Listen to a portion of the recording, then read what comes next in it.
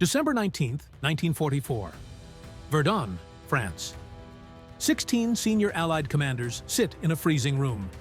The Battle of the Bulge rages 50 km north, the largest battle ever fought by the U.S. Army. The 101st Airborne is surrounded at Bastogne.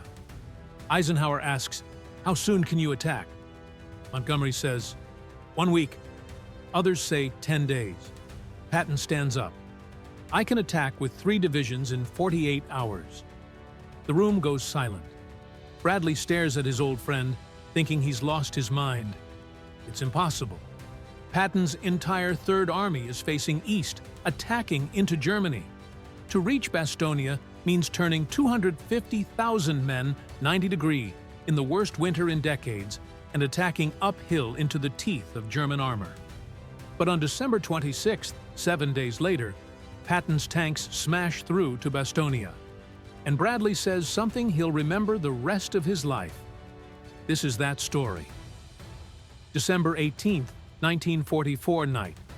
Lieutenant General Omar Nelson Bradley sat in his 12th Army Group, headquarters in Luxembourg City, studying reconnaissance reports with growing alarm. For 2 days, German forces had been pouring through the Ardennes forest, the supposedly impenetrable terrain where Allied intelligence had assured him no major offensive could occur. Those assurances were now revealed as catastrophically wrong. The scope of the German offensive was staggering. Over 200,000 German troops, supported by nearly 1,000 tanks, had smashed into the thinly held American Sixth Corps sector. Units were scattered, communications disrupted, command and control breaking down. Some American divisions had simply disintegrated under the onslaught. Others fought desperately while retreating westward. Bradley picked up the phone and called Lieutenant General George Smith Patton, Jr., commanding 3rd Army to the south. The conversation would become legendary, later dramatized in films, but never fully capturing the tension of that moment. "Brad, I've got a bridgehead across the Sayre," Patton began enthusiastically. "I'm on my way into Germany." 3rd Army had been hammering at German defenses for weeks, finally achieving breakthrough. Patton was preparing to exploit success with the kind of rapid armored thrust that had made him famous across France in August. "Wait a minute, George," Bradley interrupted. "There's a lot of trouble up north," he explained the situation. "A massive German offensive, entire divisions overrun, the front collapsing." Bradley needed Patton to send his 10th Armored Division north immediately to help stabilize the situation. Patton objected. Without the 10th Armored, he couldn't exploit his breakthrough at Saarbrücken. Everything 3rd Army had fought for over the past month would be wasted. But Bradley was insistent. The situation was critical. Eisenhower wanted all senior commanders at Verdun the next morning for an emergency conference. After hanging up, Patton did something that would prove decisive. Despite his frustration, he recognized the German offensive might be more than a spoiling attack. His intelligence officer, Colonel Oskar Koh, had been warning for weeks about German buildups opposite the Ardennes. Patton had dismissed concerns about his own sector. 3rd Army faced south and east, not north. But Koh's methodology was sound. Patton called in his staff. "The Germans have launched a major offensive through the Ardennes." He told them, "Eisenhower wants us at Verdun tomorrow morning. I suspect we're going to be ordered to turn north and attack into the German flank." His staff officers exchanged glances. Turn north? The entire 3rd Army was oriented east and south. Turning 90 degrees while maintaining combat effectiveness would be extraordinarily difficult. "Start planning," Patton ordered. "I want 3 plans. First, an attack north with 3 divisions. Second, an attack with 4 divisions. Third, an attack with 6 divisions. Have them ready by morning." His staff thought he was being optimistic. Surely Eisenhower wouldn't order such a massive reorientation so quickly. But Patton understood something his peers often missed. In mobile warfare, tempo matters more than perfect preparation. The German offensive was creating both crisis and opportunity. Crisis for Allied forces caught in the onslaught, but opportunity for a powerful counterattack into the German flank. If Third Army could pivot north quickly enough, Patton could strike German forces while they were overextended and focused on their advance westward. Throughout that night, Third Army staff officers worked frantically. They studied maps of the Ardennes region, plotted road networks, calculated fuel requirements, drafted movement orders. The logistics were staggering. Moving hundreds of thousands of soldiers, tens of thousands of vehicles, and mountains of supplies 90 in winter conditions seemed almost impossible. Bradley, meanwhile, was confronting his own crisis of confidence. As 12th Army Group commander, responsibility for the Ardennes sector fell ultimately on him. He had accepted intelligence assessments that deemed the area unsuitable for major German operations. He had positioned inexperienced divisions there, believing it a quiet sector where green troops could gain combat experience safely. Those decisions now looked catastrophically wrong. December 19, 1944, 11 a.m. The conference room in Verdun's Casser Maginino was freezing. 16 senior Allied commanders sat bundled in heavy coats, their breath visible in the cold air. Supreme Commander General Dwight David Eisenhower called the meeting to order with characteristic directness. The present situation is to be regarded as one of opportunity for us and not of disaster. The statement seemed absurd. German forces had driven a massive bulge into Allied lines, hence the battle's eventual name. American casualties were mounting by the hour.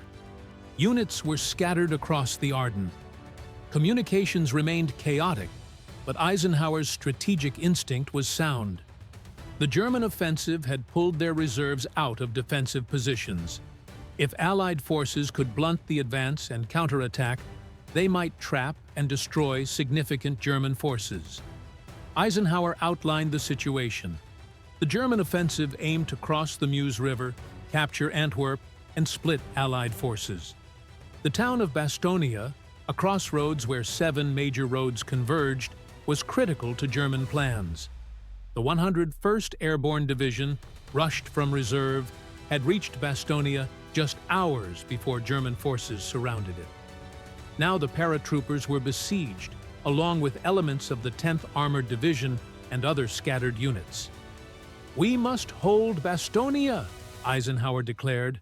The Germans needed those roads. Denying them, Bastogne would slow their entire offensive, but holding meant relieving the surrounded garrison before they ran out of ammunition, food, and medical supplies. Eisenhower turned to Patton. "George, how soon can you attack north with a substantial force?" What happened next entered military legend. Patton stood and walked to the situation map. "I can attack with 3 divisions on December 22nd, he stated flatly. 48 hours from now." The room erupted. Several commanders laughed, thinking Patton was joking or grandstanding. British officers rolled their eyes. Classic American bravado. Even Bradley was skeptical. He knew Patton's tendency toward optimistic predictions and aggressive rhetoric. "When can you start?" Eisenhower pressed, wanting a realistic assessment. "The morning of December 22nd, Patton repeated, "with 3 divisions, the 4th Armored, the 26th Infantry, and the 80th Infantry." Bradley's chief of staff leaned over and whispered, "He's bluffing." "There's no way." But Patton wasn't bluffing. While his staff had worked through the night preparing contingency plans, Patton had already made his decision. He would execute the 3-division attack plan. 4th Armored Division leading as the spearhead, with 2 infantry divisions providing flank support. The objective: drive north from the Ardennes area, break through German lines south of Bastogne, and relieve the 101st Airborne. Bradley knew Patton well enough to recognize he was serious. They had been friends since West Point, had served together for decades. Patton didn't make promises he couldn't keep, not in combat operations. But even knowing Patton's capabilities, Bradley found the timeline almost impossible to believe. "That's a tall order, George," Bradley said carefully.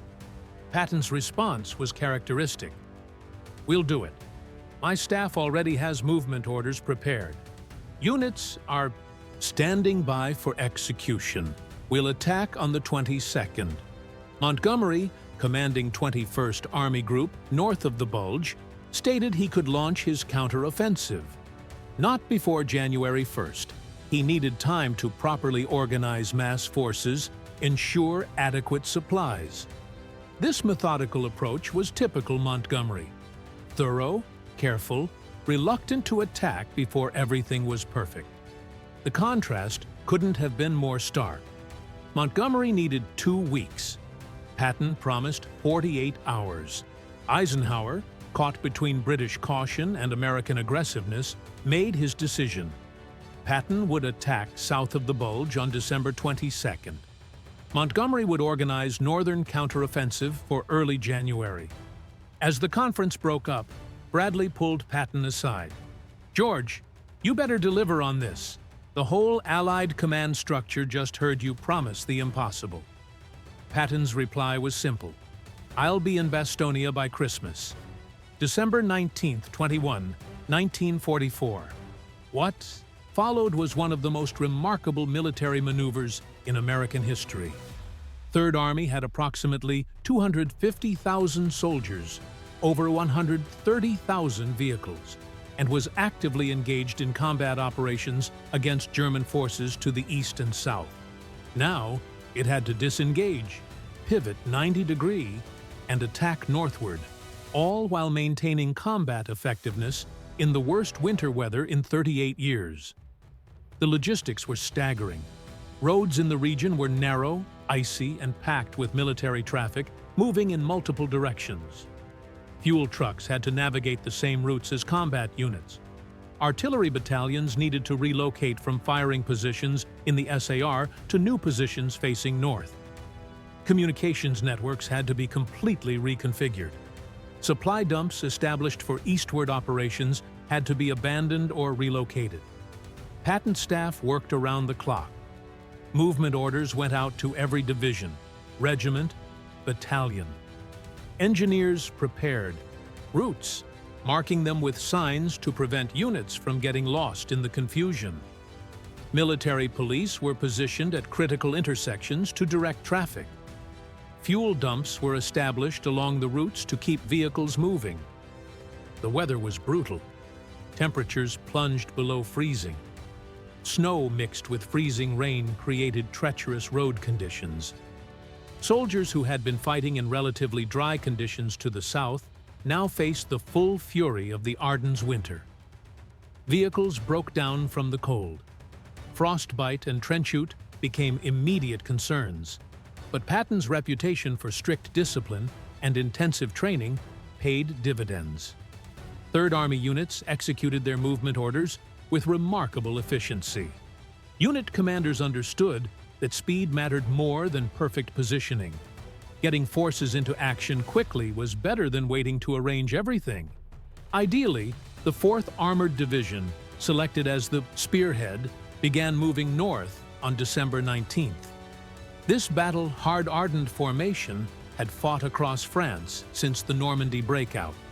Its soldiers were experienced, its leaders competent, its equipment well-maintained. But even the 4th Armored had never attempted anything like this, moving over 100 miles in winter conditions, then immediately attacking into prepared German defenses. The 26th Infantry Division, commanded by Major General Willard Paul, followed. This division had seen heavy fighting in Lorraine and had suffered significant casualties, but its soldiers were tough and determined. Behind them came the 80th Infantry Division under Major General Horace McBride, another experienced formation that had earned Patton's respect through hard fighting. By December 21st, all three divisions were in position south of Bastogne. They had covered distances that ranged from 75 to over 150 miles sequin, depending on starting positions. The movement had been executed in 48 to 72 hours, exactly as Patton promised. Bradley, watching from 12th Army Group headquarters, was amazed. He had doubted whether Patton could deliver on his promise. Now, 3rd Army forces were positioned to attack on schedule, despite challenges that should have made the operation impossible. On December 22nd, Patton's forces attacked northward. The 4th Armored Division led the assault, driving toward Bastogne through heavily defended German positions. The fighting was immediately fierce. German forces, surprised by the speed of American response, had nonetheless positioned strong defenses south of Bastogne. They recognized that relieving the besieged garrison would undermine their entire offensive. Weather continued to hamper operations. Fog, snow, and overcast conditions prevented air support. Artillery struggled to maintain fire support while displacing forward. Infantry advanced through frozen forests, where German defenders had prepared ambush positions. Tank battles erupted on icy roads, where maneuver was nearly impossible. Progress was measured in hundreds of yards, sometimes less. Villages became fortresses where every building required clearing. German counterattacks struck American flanks. Casualties mounted, but 3rd Army forces maintained offensive momentum. They didn't pause to consolidate or reorganize. They attacked, advanced, attacked again. December 23rd, 26th, 1944. Inside Bastogne, the situation grew increasingly desperate. Brigadier General Anthony Clement McAuliffe, acting commander of the 101st Airborne Division, maintained morale through sheer force of personality and the paratroopers' own toughness. When German commanders sent a surrender ultimatum on December 22nd, McAuliffe's one-word response, "nuts," became legendary. But legendary responses didn't solve the garrison's fundamental problems. Dwindling ammunition, scarce medical supplies, and wounded soldiers in need of evacuation. On December 23rd, weather finally cleared. Allied air power, grounded for days by fog and overcast conditions, struck German positions with devastating effect. Hundreds of C-47 transport aircraft dropped supplies to the Bastogne garrison. Paratroopers rushed to retrieve containers of ammunition, rations, and medical supplies. Spirits soared. They weren't abandoned, but relief still depended on Patton's advance. South of Bastogne, the 4th Armored Division ground forward against stubborn German resistance. The division was organized into 3 combat commands: small, flexible task forces combining tanks, infantry, and artillery. Combat Command B, led by Lieutenant Colonel Creighton Williams Abrams Jr., spearheaded the main thrust.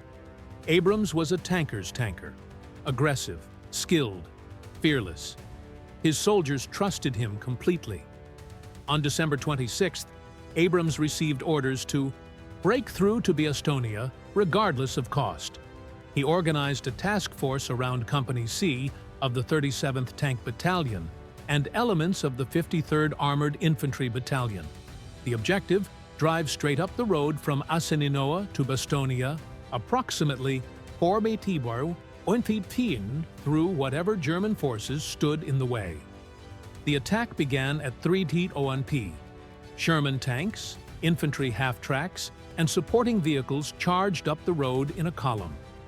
German forces, caught by surprise at the audacity of the assault, responded with anti-tank fire and small arms. American tanks fired on the move, suppressing German positions. Infantry cleared houses and strong points. The column kept moving. At 4:50 p.m., Lieutenant Charles Bogus, commanding the lead tank Cobra King, approached Bastogne's perimeter. He stood in his turret hatch, waving an orange identification panel. Soldiers of the 326th Airborne Engineer Battalion, manning positions on the perimeter, recognized American tanks approaching from the south. They had been relieved. News spread instantly through Bastogne. The 101st Airborne, besieged for 7 days, was no longer cut off. Within hours, supply convoys began entering the town. Wounded soldiers were evacuated. Fresh ammunition arrived. The relief had succeeded. When Bradley received confirmation that Patton's forces had broken through to Bastogne, his reaction was complex. Pride in American soldiers' achievement mixed with relief that the risky operation had succeeded, but also amazement at what Patton had accomplished. In 7 days, not the 48 hours promised for the attack to begin, but an astonishingly short time nonetheless. Patton had turned an entire army, fought through prepared German defenses, and relieved a besieged garrison that many had feared would be overrun. Bradley called Patton personally. The conversation was brief. "George, congratulations. You did it." Patton's response was characteristic. The 101st didn't need rescuing. They were doing fine. We just opened the door so they could continue the fight. This exchange captured the complex relationship between the 101st Airborne and Patton's relief force.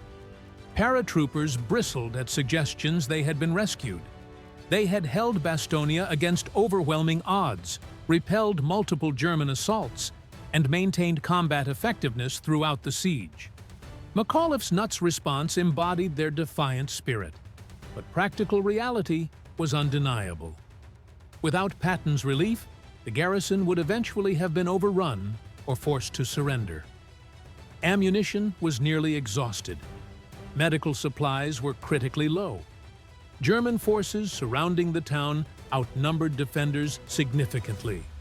The siege could not have continued indefinitely. December 27, 1944. January 1945.